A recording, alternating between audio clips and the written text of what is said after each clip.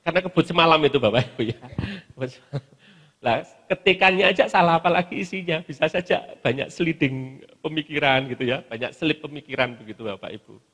Nah itu ada anggapan buku teks lebih rumit dan lengkap. Jadi buku pelajaran, buku teks atau buku pelajaran itu, buku ajar itu lebih rumit. Karena di dalam buku pelajaran itu kan di samping ada materi, ada contoh soal, ada ilustrasi kan begitu ya Pak ya. Ada gambar-gambar yang mempermudah mahasiswa belajar ya. Misalnya kalau kita menjelaskan bagaimana motor 4 tak, 2 tak itu kalau dijelaskan dengan kalimat jauh lebih mudah jika kita sediakan gambar begitu ya Bapak Ibu ya. Nah, itu jauh lebih rumit padahal penghargaan kumnya kecil dibandingkan buku referensi misalnya. Nah, berikutnya lagi referensinya kurang lah, ini yang enggak beres ini Bapak Ibu. Ini saya temukan banyak di daerah ini Bapak Ibu, di luar Jawa ini Bapak Ibu. Ya, di luar Jawa. Ini barusan saya tadi di tengah jalan ini ditelepon universitas dari Sorong Bapak Ibu. Dia menanyakan ke saya, Bapak Samsul, apakah Bapak punya kontak personnya Kopertis 14? Bayangkan. Kopertis 14 itu memang Papua Barat sana Pak. Tanyanya sampai ke Jawa sini. Apa jawaban saya sederhana saja. Ibu masuk ke Google ya Bu ya, tulis Kopertis 14. Jadi mencari alamat aja begitu susahnya gitu ya, apalagi mencari referensi gitu ya. Ya, jadi kita mesti harus sudah lincah betul gitu. Kita gunakanlah jaringan-jaringan portal-portal buku gratis ini. Bapak Ibu sudah pernah ini ya, sudah biasa pakai portal-portal buku gratis. Nanti pertanyaannya dosen ini legal atau ilegal gitu.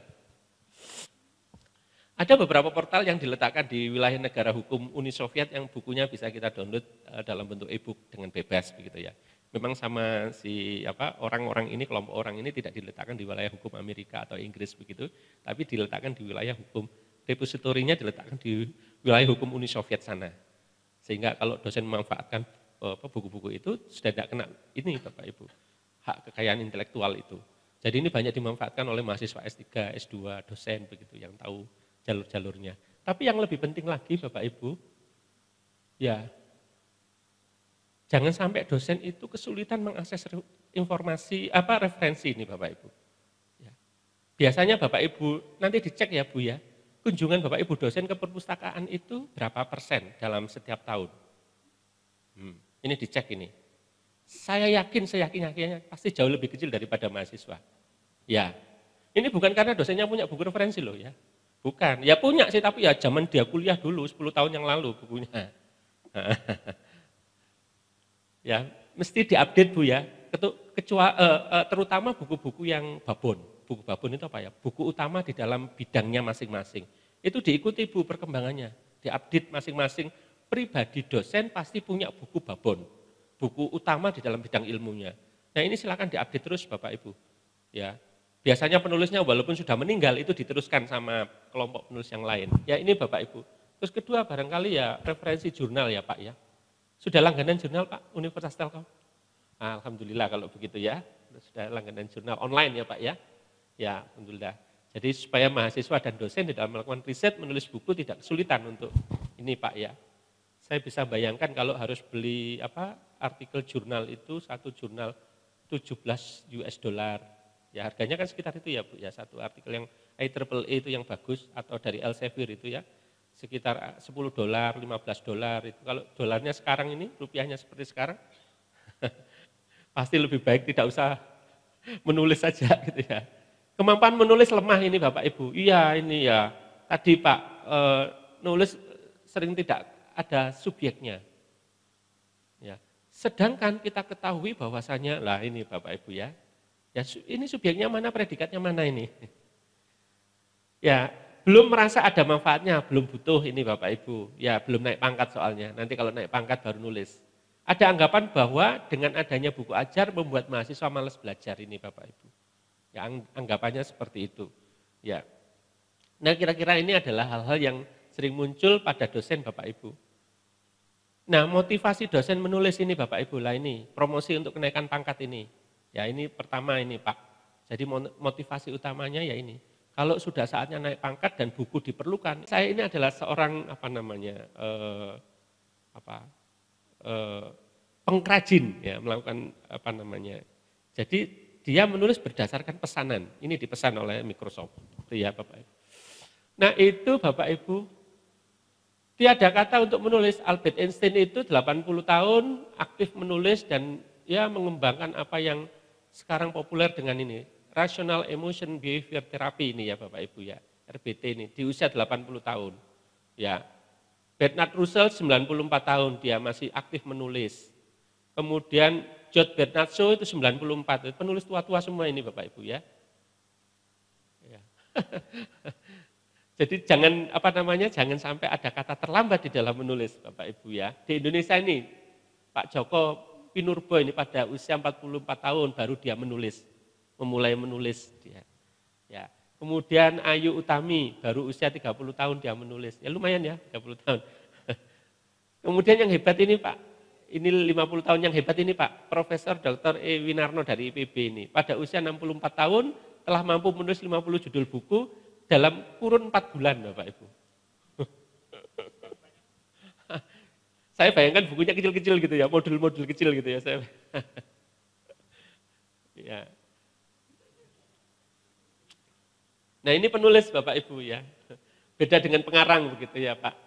Nah kalau ruang kerja penulis kira-kira seperti ini Bapak Ibu ya.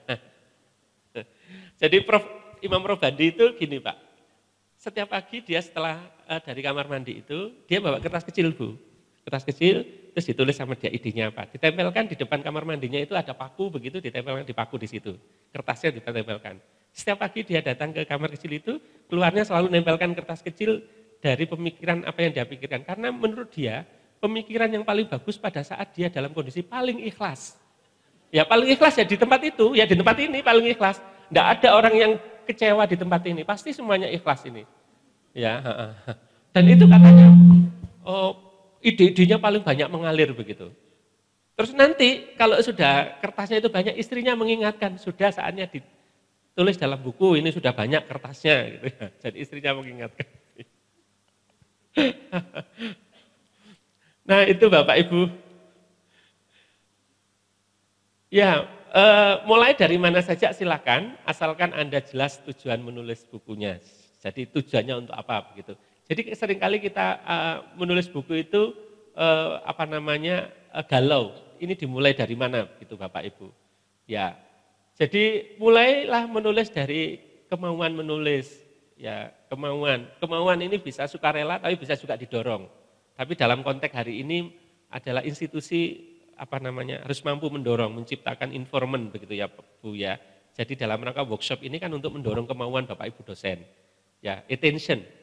Ya, ini attention ini teorinya Isaac, seorang Yahudi yang meneliti tentang attention, yang bagaimana menggunakan teknologi itu ada kaitannya dengan attention, niat, ya.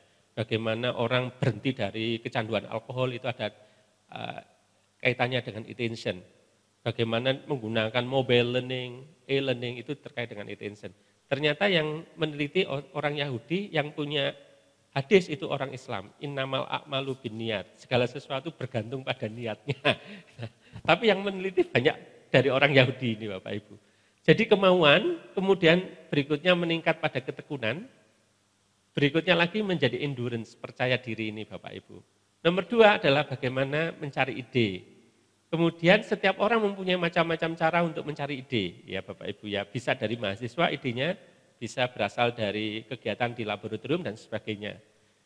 Pengarang itu menunggu ilham datang baru menulis. Ini biasanya pengarang seperti siapa ya? M. Hadini, ya terus Habibur Rahman. Ini tunggu ilham, tunggu inspirasi, ya Pak. Penulis tidak atau jangan menunggu, sebab ada deadline yang harus dipenuhi. Ya, jadi kalau sudah tanggalnya habis untuk menyelesaikan bukunya ya segera diselesaikan karena ada kontraknya ini Bu, ya Bu ya. Dan dipenuhi janjinya. Kalau nanti di dalam kontrak itu 10 bab ya selesainya 10 bab ini. Itu penulis. Menulis bisa distrategikan, ada strategi menulisnya, bisa dibuat jadwalnya, ya, menggunakan alat piranti pembantu apa dan sebagainya Bapak Ibu.